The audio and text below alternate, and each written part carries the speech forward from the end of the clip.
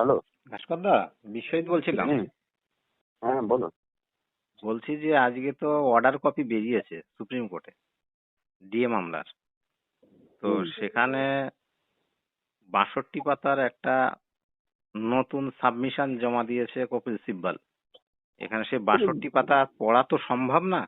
তো সেখানে সূচিপত্র দেখে যা দেখতে পাচ্ছি, এ তো ভয়ঙ্কর সমস্ত তথ্য তুলেছে।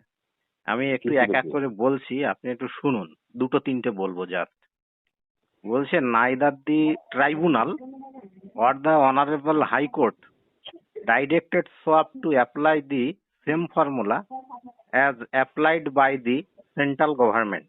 তার মানে উনি যেটা বলতে চাইছে, ট্রাইব্যুনাল এবং হাইকোর্ট কখনোই নাকি সেন্ট্রাল গভর্নমেন্টের অনুযায়ী দিয়ে দেওয়ার কথা বলেনি। না, আমরা তো সেন্ট্রাল গভর্নমেন্টের হারে চাইছি না, আমরা আইসিডিআই অনুযায়ী চাইছি। তারপরে আর একটা প্রশ্ন উনি রেখেছেন যে direct impact of state with similar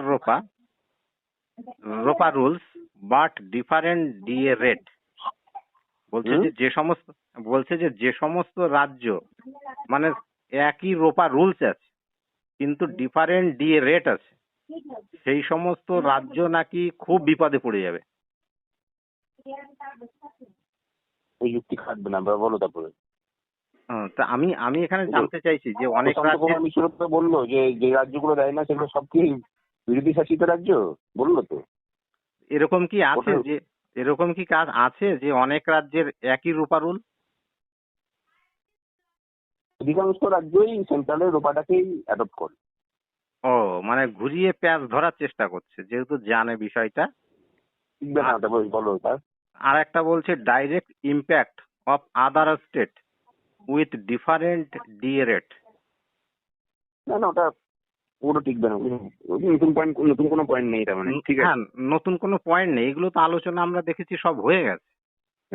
তা আবার ঘুরিয়ে পেঁচিয়ে এই 62 ওদের বলার তো আছে, বলবে, তো স্বাভাবিক আছে।